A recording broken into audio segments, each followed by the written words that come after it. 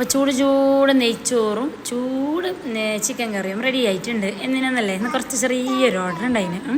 ഒരു ഏകദേശം ഒരു 8-9 ആൾക്കുള്ള ഓർഡറായി. അപ്പോൾ അതാ നല്ല കണ്ടെയ്നറെല്ലാം നിരത്തിയിട്ട് വെച്ചിന്. എനിക്ക് നമ്മൾ ചൂട് നെയ്ച്ചോറും ചൂട് ചിക്കൻ കറി ഇട്ട് കൊടുക്കാം. അപ്പോൾ ഇനി കൊണ്ടുപോകാനുള്ള ആൾക്കാർ ഇപ്പോൾ വരുമെന്ന് പറഞ്ഞിന്. അങ്ങനെ എല്ലാം ഞാനും ബാബിയും കൂടി സെറ്റാക്കിയിട്ട് വെക്കുന്നുണ്ട്. അങ്ങനെ ബാബി ചോറ് ഇട്ട് കൊടുക്കുന്നുണ്ട്, ഞാൻ പാത്രമെല്ലാം സെറ്റാക്കിയിട്ട് കറി ഇടാൻ വേണ്ടിയിട്ട് റെഡിയാക്കിയിട്ട് വെക്കുന്നുണ്ട്. അപ്പോൾ ഇത് ചിക്കൻ്റെ സാധാ മഞ്ഞത്തണ്ണിയില്ല, നമ്മളെ നാടൻ മഞ്ഞത്തണ്ണിയും ചൂട് ചോറാണ്. അപ്പോൾ ഒരു 11 മണിയാകുമ്പോൾ വിളിച്ച് ചോദിക്കുന്നുണ്ട് ഒരു 10 ആൾക്കുള്ള ചോറ് റെഡിയാക്കി തരാൻ പറ്റുമോയെന്ന്.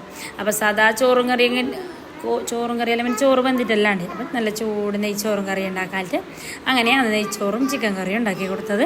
പിന്നെ ഇപ്പോൾ തിരക്കിലാണെന്നുള്ളത് എന്തെങ്കിലും ഇപ്പോൾ പെരുന്നാൻ്റെ ഓർഡറും കാര്യങ്ങളെല്ലാം ഇല്ല. അങ്ങനെ അപ്പങ്ങളെല്ലാം ചുട്ടുകൊണ്ടുണ്ട്, ഓർഡറെല്ലാം മസാല വന്നുകൊണ്ടുണ്ട്.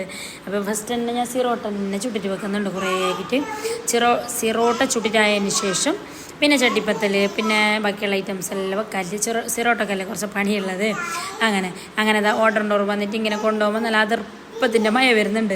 അങ്ങനെ ബയലോട്ട് വന്നിട്ടില്ലേ പിന്നെ ഒന്ന് റാപ്പാക്കിയിട്ട് അതിന് ശേഷം കൊടുത്തതാണ്. എന്നിട്ട് നല്ല മഴ വരുന്നുണ്ട്. അങ്ങനെ ഓരോ സാധനമെല്ലാം കൊണ്ടുപോയി മാധവ് എല്ലാവർക്കും സലാം പറയുന്നുണ്ട് വേടയിൽ കൂടിയിട്ട്.